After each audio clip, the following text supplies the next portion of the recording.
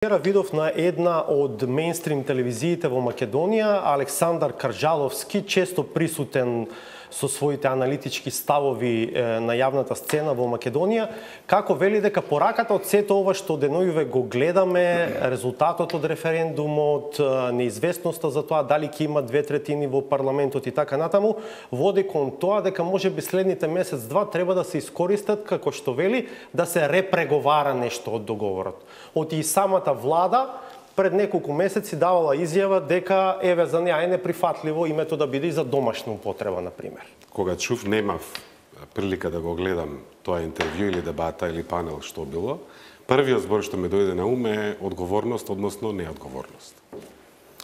Значи, не мора да сте директен актер во процесот на преговори со Грција, доволно е да сте стручен наблюдувач, за да ги видите елементите, да видите колку тешко се стигна до текст, за да видите дека тешко поминува договорот и на двете страни, и во Македонија, и во Грција. Затоа го нарекуваме ова историски пробив.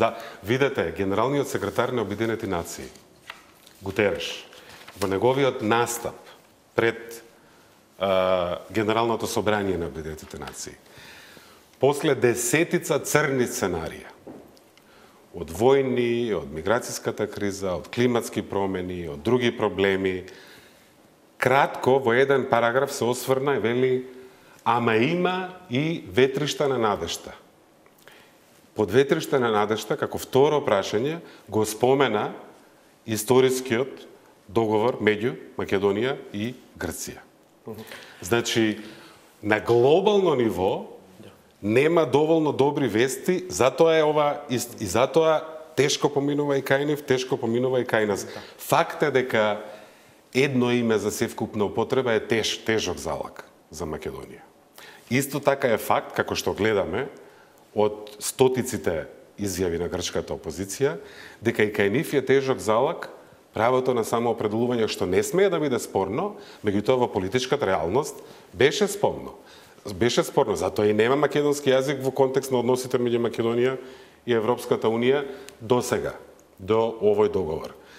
Неодговорно е, после 27 години, кога за прв пат имаме решение, да се вели ама нас овој елемент не ни се допаѓа, ајде ќе отвориме повторно процес. Истото тоа го вика и грчката опозиција. Ако овој процес не успее, заинтересирани сме да ги отвориме повторно, ќе се фокусираме да нема македонски идентитет и да нема македонски јазик. И токму затоа одговорноста на тие кои што ќе одлучат во Собранието на Република Македонија е огромна, бидејќи последиците од пропуштањето на оваа шанса, одговорноста ќе биде ќе ја сносат.